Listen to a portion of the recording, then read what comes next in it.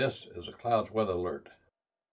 Good late Thursday, early Friday. Meteorologist Casey Cloud here in the Weather Center right now. Things do look calm across our area at this moment. I know on that Thursday we did have some precip around here though, and even had some thunderstorm warning in our southwestern Georgia zone. But temperatures you see 50s, 60s on the board here for the most part though, 48 degrees. That's the story up toward Blakely there and toward southwest Georgia. So watching things cool down for a short bit here on this Valentine's Day, but then as we look towards Saturday, warming back up, starting to see a rain chance increase some, maybe some scattered showers toward like north central Florida on Saturday. That threat's increased a little, but not really expecting severe weather Saturday or anything like that. But on Sunday, it could be a different story. I know I'm talking about for our area now. For Saturday off toward the west, there will be a severe threat, and we have the logo red for that. We have lingering threat on Sunday toward our zones. It'll be lower than what's off toward the west on Saturday. And then there'll be a threat next week as well, it looks like. So busy picture here. We're on alert mode to keep you guys safe and informed. I know that orange area there on the screen, that is an enhanced risk of severe weather on Saturday. This is the latest outlook. It just came out here just a few moments ago. I got into our system here to give you guys the latest. You see Alexandria in Louisiana, Shreveport there in that state being impacted here, and then toward like Monroe. I know that's where some of the highest tornado threat could come in the play toward the Arkla Mist. And then you see areas in Mississippi, Greenville, Jackson there, and up toward like Memphis, Tennessee, really watching things. But even Birmingham, over toward Dothan, up toward Columbus and the Atlanta metro area, paying attention. Even Nashville, Tennessee as well. So going to be pretty active, and we'll see this threat here. I know we're definitely watching the severe side of things, and we'll watch a lingering threat into ward area as we get into ward that Sunday here and the like. So rain chance is pretty high for Sunday here, but also we're going to be watching a flood threat toward areas like Tennessee and Kentucky especially. I don't have the graphic in here for that, but just we have to really pay attention. It could be very significant. And in some surrounding states as well to a degree. We'll have to be paying attention here for that. So just kind of stay tuned for the latest in that regard here, as it could be pretty active picture as we're looking at things. So we're tracking all that. I know look at the temperatures here. We're really late in the night per se, but you see again the overall pattern here with no risk right now of thunderstorms on that Friday, by the way. But you see the overall pattern here. You see like Keystone there, they're at 59 degrees, and I'll see fog potential here. Something we'll watch for. We don't have any alerts for that as of right now across the area. I know there's a rip current risk towards some of the coastal zones. I know the water temperature is still pretty cold, but that's something to keep in mind if you were to venture out there. We got to be mindful of that as we're looking at things here, as we're tracking the overall situation. Just watching those coastal waters there and the like, as we try to give you guys the very latest information. So again, zooming on out a little bit here and going off toward the west. You see a thunderstorm risk here today on this Friday, but nothing too crazy. You see some snow reports up toward the northeast, and that's nothing too crazy. I know as we get off toward in the timeline, though, we have to be careful because we could have some just, horribly cold temperatures up toward like Missouri. I mean, it's already cold enough, teens and 20s. We could be talking about, well down there in toward the single digits, across the state. Like St. Louis could even have below zero temperatures here next week based on some of the model guidance. So that could be a big deal here. And that's not, factored in the wind chill, which can make things even, quite a bit colder. I mean, even this threat could get, with some really cold air in Oklahoma, surrounding states, it could be quite a bit of snow next week, and that'll be part of, the weather maker that'll be giving us another severe threat in the middle of next week. Of course, we have a severe threat toward this weekend now that we were alluding to. So it's a busy picture here, a busy pattern, obviously, here in the meteorology world. Off toward the west here. Now we've been watching just the Nasty weather out there. They've had a slew of flash flood warnings out toward California here. As we're looking at things with the overall setup, you have a low pressure involved here, obviously, and the like. So just kind of looking at that here, you see some lower pressures toward the north. So that's part of this overall pattern, and just continuing to watch it all here for you as we do move along in toward that timeline. We're just going to continue to pay attention because you have the overall threat spread across the country here as we're looking at things. But they had, a lot of rain, even severe thunderstorm warnings around Los Angeles, some flash flood warnings, that mudslide potential on that Thursday. That was a big deal, obviously. A very big deal as we're looking at things here in the meteorology world. So I know the Weather Prediction Center talking about how we could have an Arctic outbreak next week across some of these states like Oklahoma, like Kansas, like Missouri, where we could be talking about just really, just horrifically, cold temperatures that could be deadly as we're looking at things here overall. So just got to keep that in mind as we're tracking things. We're talking about widespread overnight wind chill values below zero that could pose a danger out of those caught outdoors, in some of those states, Oklahoma, Kansas, Nebraska, Iowa, Missouri. And Iowa's already getting very cold already, but we're talking about daytime maximum temperature in the central plains could range from the teens to single digits and may tie or break existing records.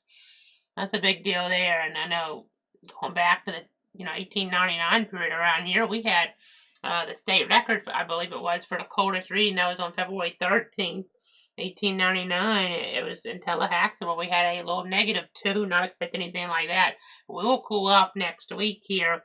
We've kind of alluded to that. It's not going to be just, the temperature not going to be a big deal in terms of like just, an alert per se, that there could be some frost and the like, and it will be a big contrast compared to what we've been seeing here with the warm air after we had all that cold air beforehand, as we've been in this, interesting pattern. I mean, it was a roller coaster for a while, then we really went to just warm summer, but now we're going to go back on the roller coaster a little bit here as we look ahead. But again, we're going to be watching the threat out toward the west on that Saturday. I know we're going to pay attention to things, flood threat toward Tennessee, Kentucky, and surrounding states as well. And in addition, this is the wind and tornado risk here, where we could even have some strong tornadoes around like Monroe, Louisiana, give or take, the RCLMS, give or take, that vicinity. I know.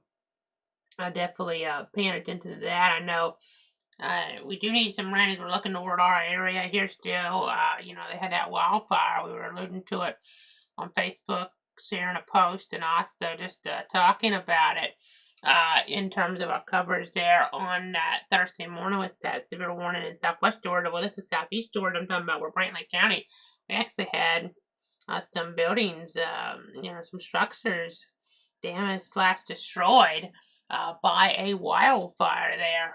So you hate hearing about that. That was around Waynesboro, I believe it was, there in eastern Brantley County. So, in a very fringe of our area, but it's very much worth noting here nonetheless. So, not what you want to hear, obviously. Not what you want to hear whatsoever. And we are going to get the rain, though, coming up. We don't want to have too much rain, though. Granted, maybe our area doesn't have too much in a lot of cases, but areas up towards like Tennessee and Kentucky may have a big, big problem on their hands. Maybe a very serious, threat to rivers are already a problem in some of these areas, and it could worsen up there as we look ahead into toward the timeline. Very much could worsen. So we have to be very mindful of that here as we're looking ahead into toward the timeline, as we're monitoring things, as we give you the latest here. I mean, some areas do need to rain up there too, but it could be too much too quick. I'm looking like, areas just east of Nashville. I see a pretty significant drought there, but you gotta be careful. Too much too quick in some of those areas could really be problematic. I mean, where this is supposed to fall around Paducah, maybe, according to this, they don't, really need the rain. They're not in a drought there. Around Nashville, maybe so, but Memphis, that's where it could be a little bit more, and that could be problematic. So, you gotta be careful over toward Louisville as well. according to this here in the Ward area, looking like quite a bit of rain here in Tallahassee. Maybe not, as much of a situation where, we do have some drought, so it wouldn't be as bad, it wouldn't be as quick, be multiple rounds per se, but you see a few inches around Tallahassee, and a good bit even over toward, areas in southeast Florida, across north central Florida, northeast Florida. We do need the rain down here, so long as it doesn't fall too quick. We don't want the severe weather which we might get, but we do really need the rain here as we're looking at things. It's crazy because we had the tropical cyclones around here. We had that, flood threat even in between some of those last summer/fall, that, period around there. And it's crazy to see. And then we had the drought, but we do need the rain. We're going to get some. We just don't want the adverse consequences that come with it here toward our area. So we're going to be paying attention to all of that here, obviously, as we look ahead here in toward the timeline, as we keep on watching things. I know you can always get an interactive radar, cloudweather.com. We're always watching things for the 62 counties. They'll be on for any tornado warning storms. And, a lot of this severe thunderstorm warnings as well, anywhere in our 62 counties. I know we're in Bradford County, but we're watching things for all 62 counties. And then as we go ahead and move along now, I know fog, that's be something we'll be watching here at times. We'll be watching here at times as we look ahead. That potential, just be careful. Slow down and give yourself extra time to reach your destination here. Make sure your vehicle is as visible as possible to other vehicles by using your low beam headlights, and leave plenty of room between you and the vehicle in front of you. And then that extended forecast, you see Valentine's Day, a pretty low rain chances, not zero. There could be some scattered showers. Looking at some of the models, but Saturday went up a little based on some of the guidance here. Maybe a rogue thunderstorm even. You see 80 degrees for Saturday for that high. Not really expecting any severe weather Saturday locally, though. Nationally, again, a different story. And then as we get towards Sunday, strong and severe storms will be possible. 80% chance of rain. The higher chances further west, but they're going to be watching things further east as well. I know we have things planned across the area and across the region for Sunday. College baseball getting underway here, opening weekend. May have to move some things around in some of those different areas, some of those different venues, and then Daytona 500. That may have some impact there. The storms may have some impact there. It's not a guarantee because things will be weakening as they get closer there, though. So maybe they'll get lucky in the President's Day, though. It's going to be cool. 61 for the high, 44 to low toward Tuesday. It's safe, warming on up a good bit. But then that's before the next round of strong and severe storms, and that could be where we have the Arctic outbreak. In the Midwest, where they could have a significant snow event. In some of those states up there, even in Missouri around St. Louis, you could be talking about a half foot of snow, give or take, depending on what ends up, coming true here. The models are like going after that right now. And then you see a little bit of cool air back in for Thursday, 47 for that low. Rain chances dropping on up. But chance to severe threat could be a little bit because of the temperatures. You see, on Sunday, we're going to be warmer here. So that could indicate, that threat, it doesn't necessarily have to be in like the southern areas because you already have some warmer air in play. But on Wednesday, it could be a little cooler. So the threat may have a tendency to focus over North Florida. We shall see. It could be something that focuses around Gainesville, Ocala, or Stark, or something like that.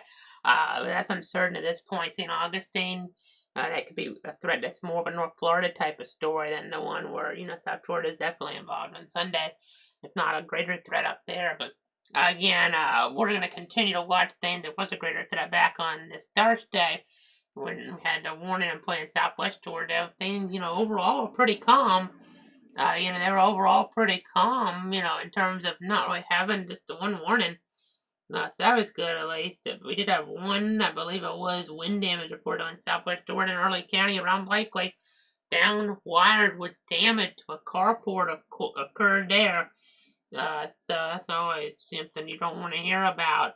You don't want to hear about that. But that was definitely the storyline there as we were looking at things on that Thursday morning. So, again, above average temperature is the story as we're looking toward like Saturday, towards Sunday, but actually below average for like Monday and that President's Day. before we start to try to warm up a little bit. But Tuesday morning is still pretty cool. So we'll see, again, the severe threat may be further south on Wednesday. That is kind of, this type of pattern. When we have the storms around, you need some instability, and it may be harder to get it further north. On Sunday, not gonna have that problem as much, at least.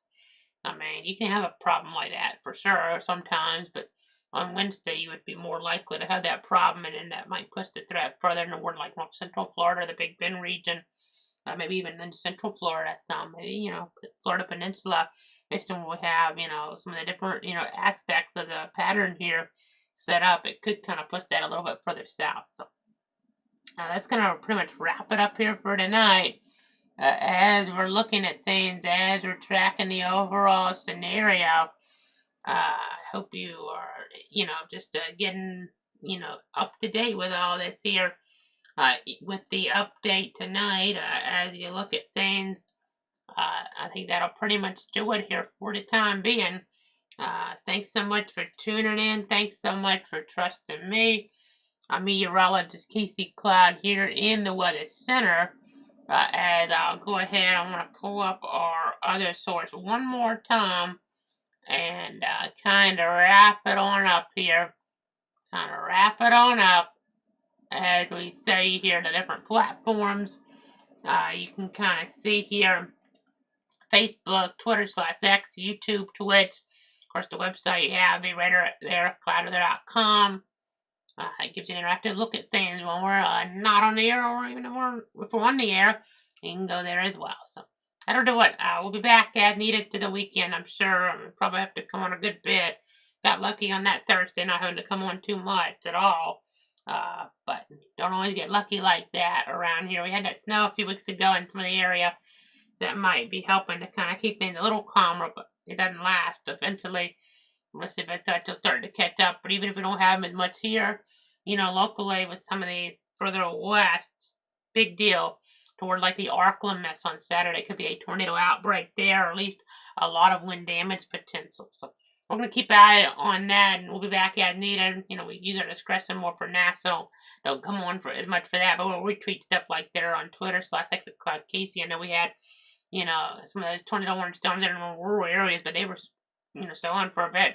Pretty nasty debris signatures on that Wednesday evening, Wednesday night, and we gave you some updates that way. Just, sending out a couple things from the Weather Service offices, that we're seeing that impact into the Mobile office. They're really keeping tabs on things in that situation. So, gonna do it for now. Have a great night. Stay safe here. I know, it's a holiday weekend in a couple ways, of Valentine's Day today and President's Day on Monday. So, if you're traveling, watch the weather here. If you're going up toward like Mississippi, Louisiana, especially, but even Alabama, we showed you there.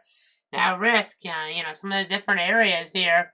I mean, not everybody has President's Day off, but some folks do, and they need to, kind of stay up to date here. We could even have flooding in Tennessee and Kentucky as well. So, we'll be watching that. We're going to be tracking that. We have to be very mindful. I mean, some of the areas for the South could have it too, but Tennessee, Kentucky, there's more of a signature in the models that we could have some big flooding problems. So please stay tuned for the latest. Have those alerts on your phone. So if you're in, one of those areas there, if you're in one of the geographic locations, if you have it set right there, most phones should be able to support those emergency alerts. So I know sometimes folks turn them off because Amber Alerts sort of like can be sometimes, some folks think at least that they could be a little bit, of a pain waking them up there in the night. But you need those alerts on for, dangers that could be a matter of life and death for you and your family, like a tornado or, something along those lines. And, even that flash flooding, if it's a, really significant threat, and that's when it'll go off. So that'll do it for now. Have a great night. Stay safe. I'll be back here as conditions warm.